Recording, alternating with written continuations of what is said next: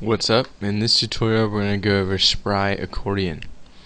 This is similar to the tabbed panels that we went over in the last tutorial, except it's not actually tabs. It's what's called an accordion.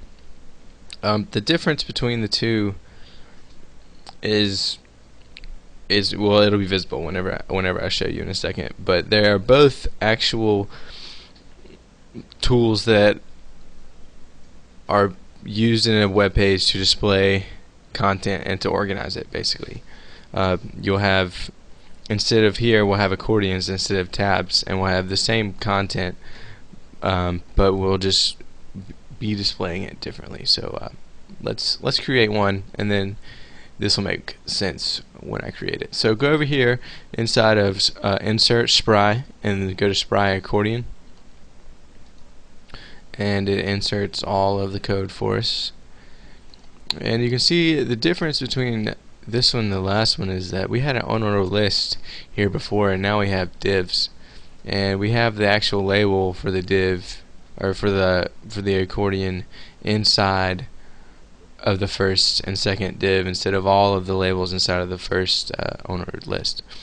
So let's run this and I'll show you what it looks like. You can see we have the label 1 and the content 1, and then when we click on label 2, it's going to move up and it's going to show us what's inside label 2, just like that. And you can create as many of these accordions as you need.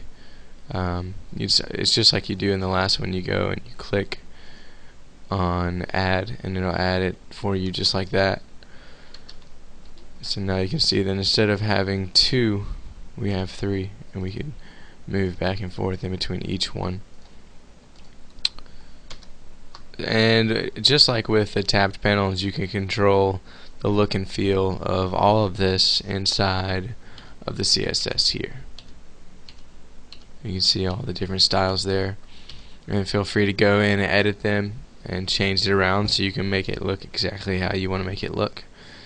And that is basically all you need to know about how to create accordions inside of Dreamweaver CS4.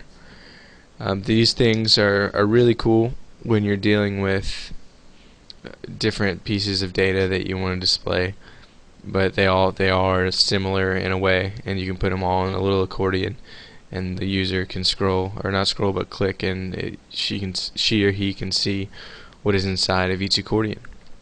In the next tutorial we're going to be going over collapsible panels, and we're actually going to be taking a few things that we learned in the past forms series and using that inside of the collapsible panels. This next tutorial is my favorite thing that has to do with Spry, so make sure and watch that, because I think you guys are really going to like the collapsible panels.